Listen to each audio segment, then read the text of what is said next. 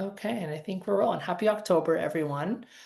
We have quite a bit of information and opportunity for discussion. I'm ready for you today. We are going to start with some introductions. We have a new staff member on our advocacy team, Cynthia Tamayo. I know many of your faces, but for those who I don't know, I'm Logan Noel-Andrus. I'm your strategic advocacy director, and I would love for Cynthia to jump in and introduce yourself before we get started. Hello, everyone. Good afternoon. My name is Cynthia Tamayo. I am the Legislative Policy Specialist here at And WSDA. going I'm right going was on to my second week. A little bit about me. I was born and raised in Skagit Valley. So if you're familiar with the Tulip Festival, I lived in Burlington, family Mount Vernon, went to Anacortes School District.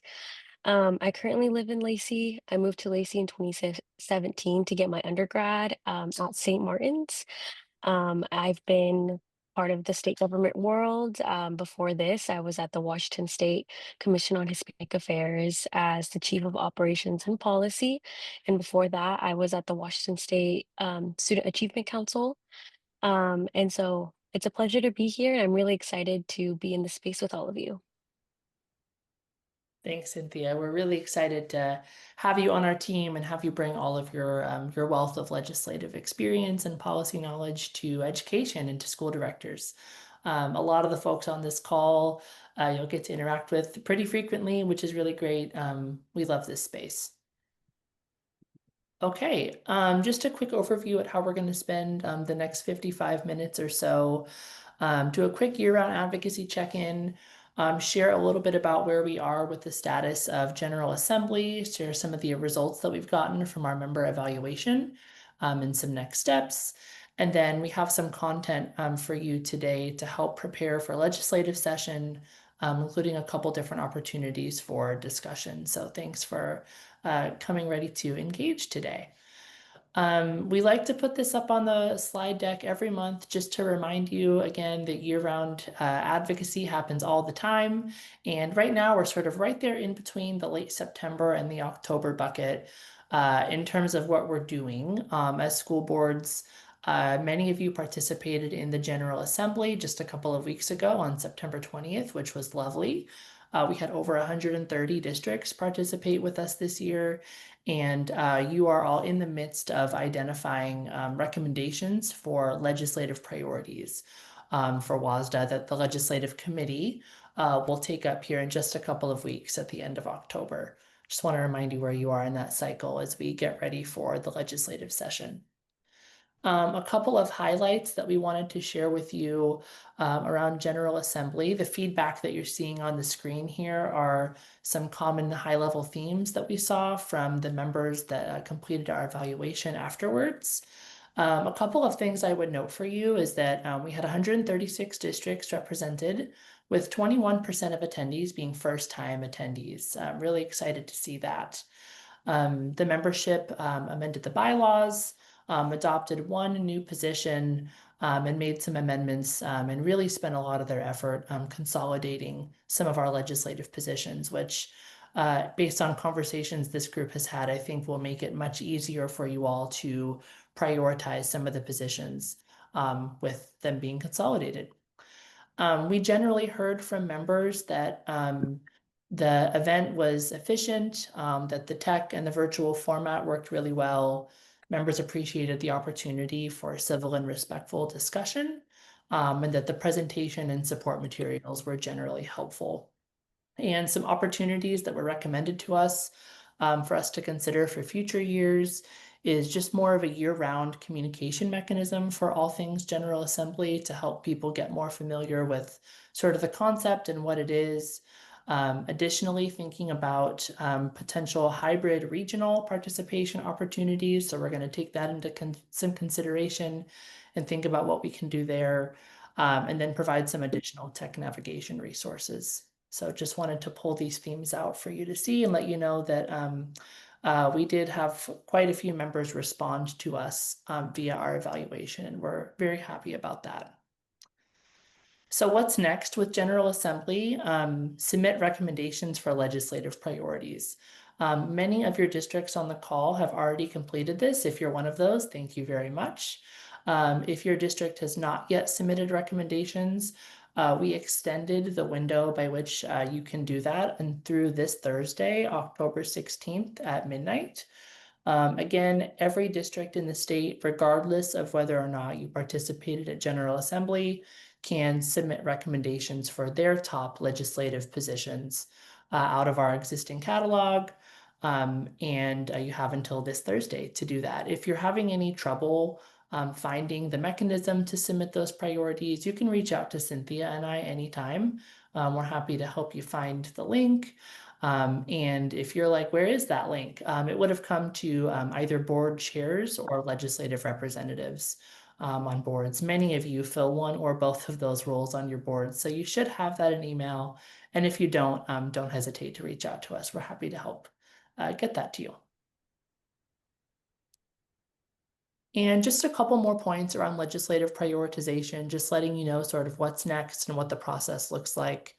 WSSDA's legislative committee will meet later this month to hear a whole bunch of policy updates and then also really be able to dive into the recommendations that come from membership. That's where you all are identifying your top priorities for WSSDA. And the legislative committee will develop and recommend a legislative platform that WSSDA will take in 2026.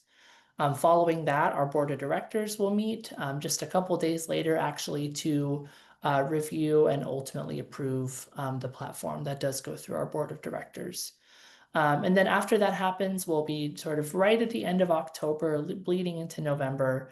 We'll be able to have members come together at our annual conference, November 20th through 22nd, where we'll have some professional development and a couple different breakout sessions for you all to be able to dive in a little bit deeper into some of the priorities that WSSDA will navigate as we go into the 2026 session, giving you all the opportunity to participate and really bring your perspectives into the talking points and messaging that we carry forward there. Gonna stop and just see if there's any questions about any of that information before we continue.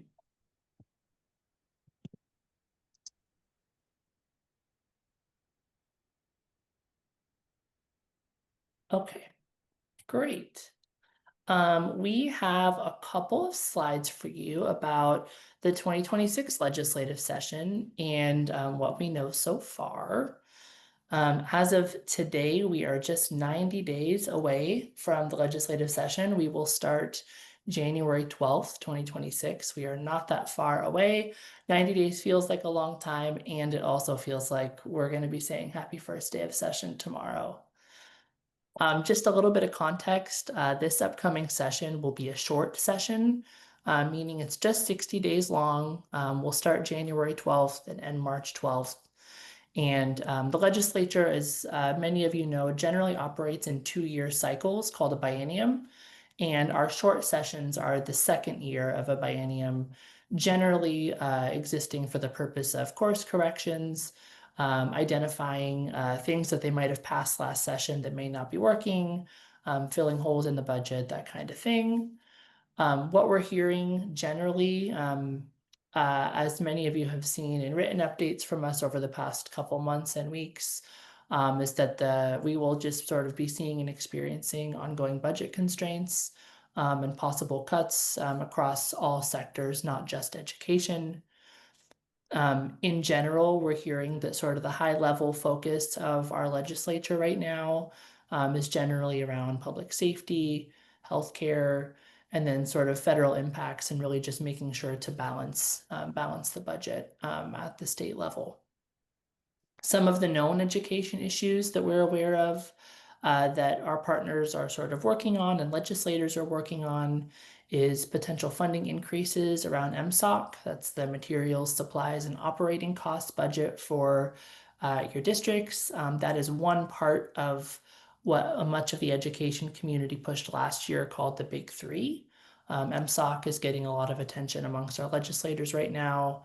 There are other conversations happening around substitutes, math, unfunded mandates, taxes on school districts, and generally funding formula equity. That last part is more of a long-term conversation that we'll get into here in a little bit. And all 2025 bills are considered still active as we go into the 2026 session. So that's a little bit of context. Additionally, we are continuing to see a declining revenue forecast in our state. The most recent revenue forecast that came out was about 3 or 4 weeks ago now, essentially showing that our near general fund, which is the fund that funds our state budget revenue collections through 2029, are now $903 million lower than what they expected as of June 2025. This generally stems from less sales tax. Much of our state revenue is funded from sales tax, thinking about retail, construction, shopping, etc. And so those revenues are essentially slowing down, therefore slowing down revenue coming in at the state level. Generally, what this means for us is we can expect they're going to need to find some way to fill the revenue holes. And as we look specifically at 2025, 27, so the budget that we are in right now for this biennium, we're specifically looking at for this specific budget a $412 million deficit below what we saw in June. So, we did see during the 2025 session an operating budget that was passed that funded schools, healthcare, social services, in the education community in particular. We saw some money come in for special education. And based on the budget shortfall that we had last year, we knew this budget was already fragile when it passed. And that budget was passed along with an historic tax package, including billions of dollars in new revenue, combined with spending cuts. And even with all of that, we're still seeing revenues fall short as we get ready for the next session. And so just want to sort of give you the context that $412 million short is currently where our budget is looking like right now. So just wanted to share some of that context with you. Any questions on that before we move into a discussion around unfunded mandates?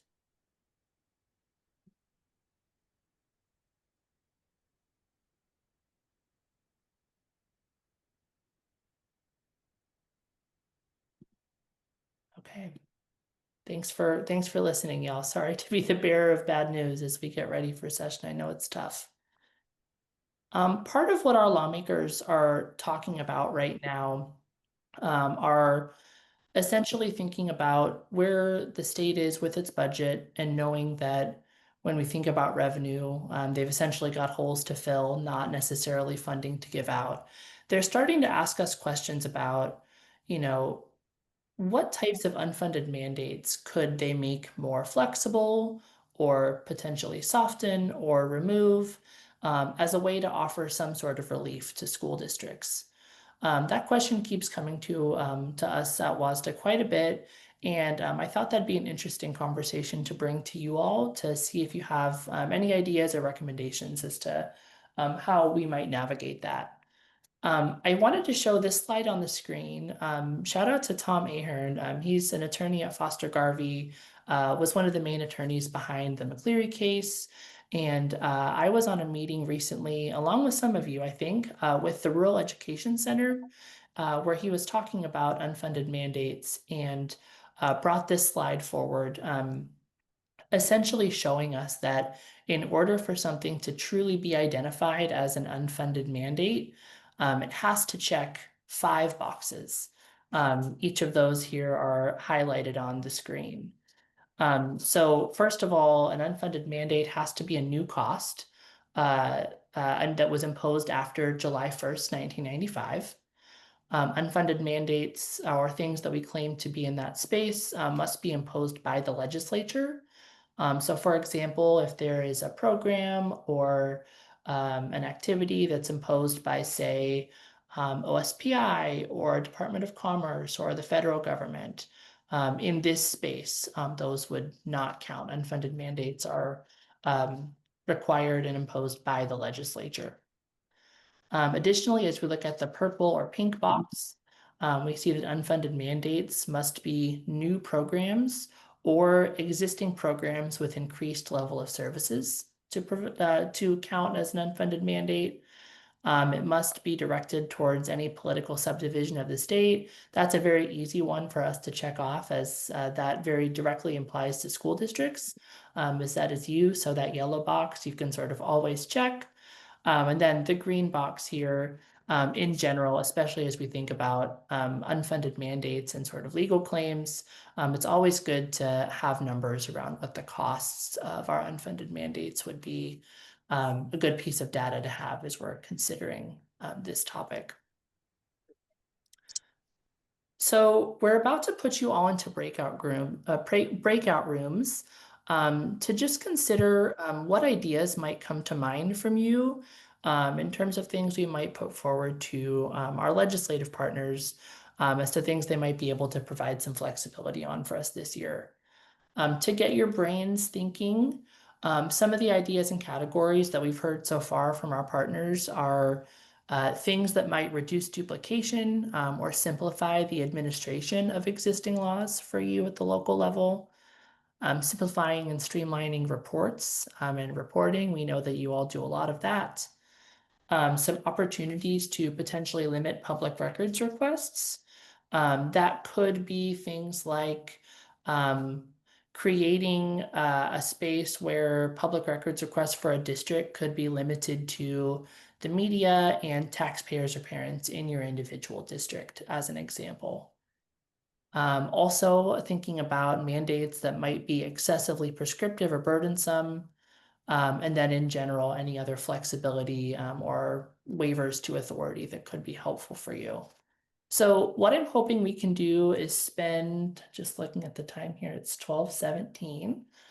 Thinking that we can spend the next 10 minutes or so in small rooms. We'll put you there. Okay. So we are going to keep on moving into some notes around the 2026 session. And then we'll still have about 10 or 15 minutes or so for some continued dialogue. So we have 90 days, like we shared, until the legislative session starts. And just wanted to sort of give you some tips and tricks from our end about things you can do to prepare and get organized. Sort of first and foremost, we provided you a lot of context around what we're hearing as it relates to the budget and sort of legislative appetite around education issues for the next session. So I think it's just important to sort of ground yourself in the context that we have so far. We'll continue sharing with you more learnings as we get them. Also, just thinking about how at the local level you can start, if you haven't already, gathering data to support the priorities for the upcoming session. Thinking about, for example, if you were going to share with your legislators the impacts around insurance premiums as a connection of an advocacy point to MSOC. Thinking about what data you can gather to help tell that story.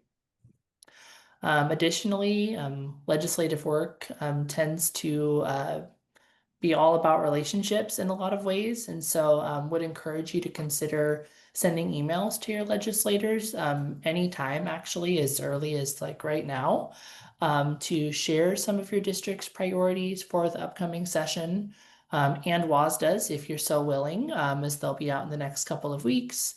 And invite them to visit a school in your district or invite them out to coffee.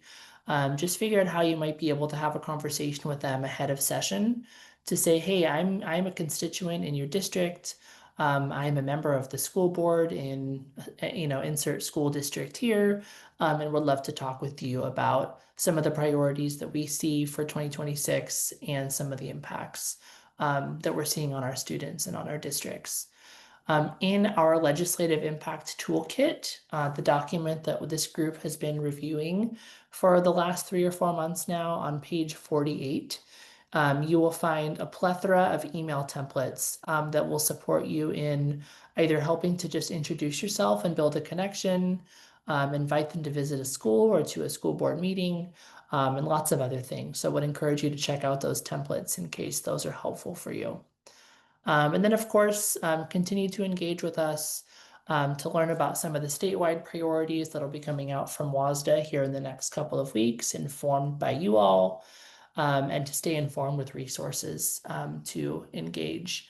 We'll be spending quite a bit of time together in this space and other spaces, really, really focusing on what you all need to best prepare and engage with our lawmakers during a really short 60-day session. I also wanted to take this moment to highlight just that communicating with legislators can feel really challenging sometimes. We get that feedback quite often. And so just sort of pulling out again from our legislative impact toolkit that it is fully an option for you, and we would encourage you to practice communication as feels good for you. You can feel free to practice that with yourself, with a colleague on your school board. Maybe you'd like some feedback from Cynthia or I here at WSDA. All of those are good opportunities. We're here to support you in any way if you think that's helpful. And also happy to help you think about crafting talking points to effectively support your messaging if that's something else you might be looking for. Of course, use templates if that's interesting to you. In addition to the email templates that are in our toolkit, we've also provided sample letters that you might send them, phone scripts if you're calling to leave a voicemail or talk with a member of your legislative staff. So check those out inside of our Impact Toolkit. And then also, bring ideas to this group where you're getting a lot of information today, which I hope is helpful. But also, and as we're about to go into more breakout groups here in a minute, the purpose of this group in general is for you all to learn from each other and share ideas with each other. And so if you're having, problems or issues or just want feedback on how to do something, don't hesitate to ask your colleagues either at the local level, on your own boards or in this space.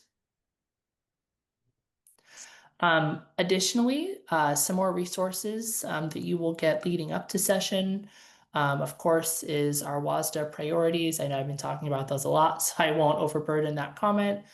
Those should be out at the very end of October or early November. If you are coming to annual conference, would point out at least 2 breakout sessions that'll be happening during that time that Cynthia and I will be hosting. One that is specific to the 2026 legislative session, and another that's more focused on year-round advocacy and how many of you in ledge rep roles or other roles on your school boards can most effectively engage year-round. And then also additional talking points and updates from us will be coming to you leading up to session. During the session, much of what you've experienced from WAS's advocacy team in the past will continue.